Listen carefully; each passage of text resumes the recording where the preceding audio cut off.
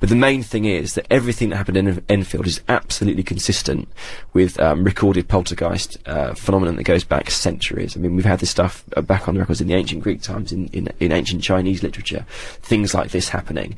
So unless Janet, who was not very well educated, let's put it politely, young girl in Enfield, was a world-class conjurer and could spend 18 months fooling over 30 people, including police officers, journalists, investigators from the SPR. What's the SPR? The SPR is the Society for Psychical Research, which is the world's oldest kind of ghost and paranormal investigation society, started up in Cambridge University. It's scholars, academics, so it's kind of serious people. And so she either was a world-class conjurer who knew to an incredible depth all the sort of information there is all about phenomena that happens in a poltergeist experience. And it's not just things like about people being pulled out of bed and you know the usual stuff, doors slamming and knockings on the wall. It's things like, weird stuff which you'd never think of unless you really knew about the stuff. Things like hot stones falling from midair and landing on the carpet, hot stones being flung across the house, the sound of dogs barking where there's no dogs. I mean, this is stuff that's quite common in poltergeist situations, but people just don't really know about. So if there's some way really that Janet knew about that and could somehow make it happen as an 11-year-old girl at the end of the 70s, then okay, we can believe it's a hoax. But I just don't. That's just bizarre. You bought into this, haven't you? Yeah, you really have. You're like a convert.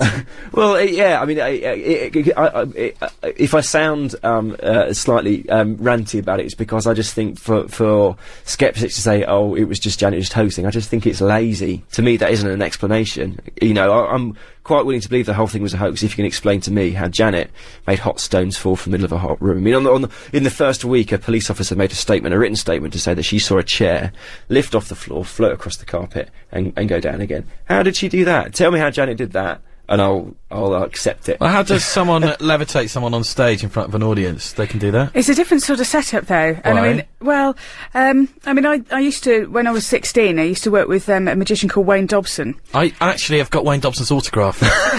Yeah, when I was a kid, I went and got his autograph. He was doing a stage show at Alton Towers once, and I hung around at the back at the stage. Well, this is Western Superman. I used to have to hold the follow spotlight and make sure that I couldn't drop it below his shoulders because it would reflect off the lights. Like the mirrors underneath, and so it's a completely different sort of thing. And again, we can't really. I don't think it's interesting to get into the sort of the whys and wherefores and how do magicians do this and how does other people do that, because they're qualified in something, and a card trick's a card trick, and a small child flying across the room and hot stones is a completely different. But there are those girls, those American girls that complete. I think they're American. They made up the story about there being fairies at the bottom of their garden. Yeah, but have you seen those pictures? They're absolutely ridiculous.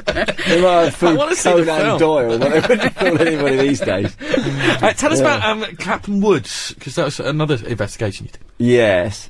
Let's stay in London for now and do Clapham Woods. Okay, this is significantly less convincing for me. This was, it's actually not. I thought it was in Clapham. It's actually on the south coast of England. There's a little ancient village called Clapham down there, and there's some woods that are supposedly notoriously kind of haunted and that used by Satanists for kind of black magic rituals.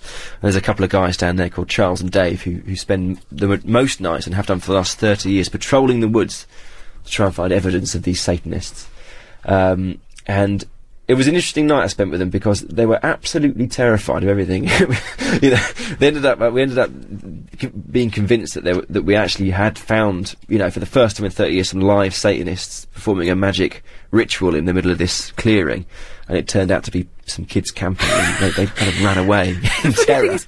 Reading it just made me think of Beavis and Butthead. Yes. We're going to go see some ghosts. That's what they were like. It was really hard to take seriously, I have to say.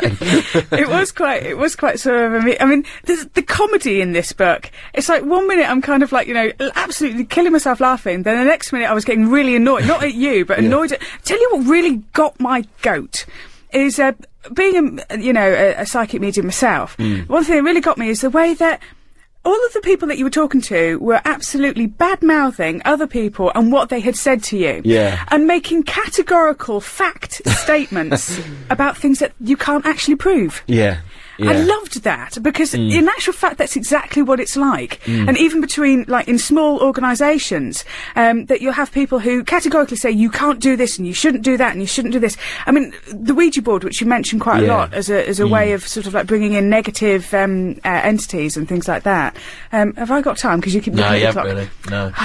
Oh, well, it depends on what you're going to do. What were you planning? We're going to do a Ouija board live. No, we haven't got time. Are we allowed to do a Ouija board on the radio? Well, we're going to do something like that. Can you say that after reading Will Storr's book? I tell you, any book that's... No, you haven't got time for that. No, we haven't got to go to the news, but any book that's endorsed by John Ronson, I think is always going to be... that's the best recommendation any book could ever have for me. We're going to talk more to Will Storr. Will Storr is the author of Will Storr Versus the Supernatural. We will find out what it was like for Will meeting a Satanist, and we'll find out what it was like being on the set of Most Haunted as well. You have now just 1 minute left to get your bid in to win this fantastic Casio digital camera for our How Low auction. Any psychic beliefs How Low auction has now closed. However, still 2 more chances to win tonight between now and 1 o'clock. And first of all, to win a night at a haunted house. How do you fancy that? At Elvely Farm. Is it called Elvely Farm? Yeah, Elvely Farm. Yes, it is. In Pluckley. Pluckley, isn't it? Most haunted village. In the whole of the UK, and it's in Kent. And you can have a night there if you're brave enough. Just tell us the name of the cartoon ghost, the friendly ghost. Is it A. Jasper, B. Casper, or C. Brian? Text the word reading, has to have that reading at the beginning of the text. Reading, followed by A, B or C. Send that to 84850. That'll cost you just £1, plus your normal text charges. Will Storr's here, author of this great book, Will Storr Vs the Supernatural. And it is a really great book. As Becky said, there's some really funny moments. Not surprisingly, I guess, because you were so sceptical at the start, and then all these ridiculous things keep happening to you, like meeting weird, not always that wonderful characters, like a Satanist. What's that like? Yeah. I mean, this night in Clapham Woods where we were these. They weren't Satanists as such. They kind of saw themselves as anti-Satan vigilantes, and as I said before the news, they kind of patrol the woods, in service of the locals to try and rid the locale of these evil Satanists. But they in 30 years they'd still never managed to track them down, and as far as I know, the search still continues. They're still convinced they're out there somewhere. Brilliant. I hope they never find them. And what would you do? Yeah, exactly. Oh, hello. Really quite sort of like weird. You mentioned, I'm really conscious of saying this now, but it's a question I really wanted to ask you, which was... what were you going to say before the news? Oh, no, that's okay, because I mentioned it in between, so it's fine. Anyway, What was it? Oh, we're talking about Ouija boards, but we had that conversation off there, okay. so we're over it now. Oh, it's gone. It's done, it's gone, yeah.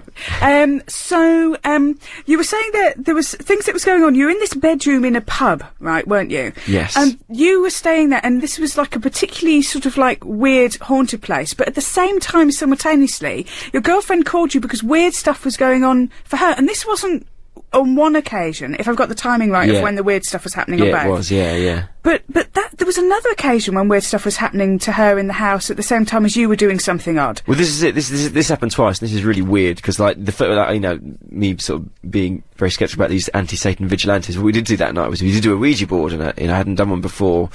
And I'm 99% sure that Charles Blessing was pushing the thing, but whilst we were doing this Ouija board, my phone rang, and it was like 2 in the morning, and I saw it was home, and I thought, what on earth's going on? And it was my girlfriend saying she's at home, and the stereo keeps turning itself on and off, and he's unplugged it, and it's still turning itself on and off, and what's going on? And she's perfectly rational, normal person, and she was absolutely terrified. So that was really weird, and the timing of that was really weird.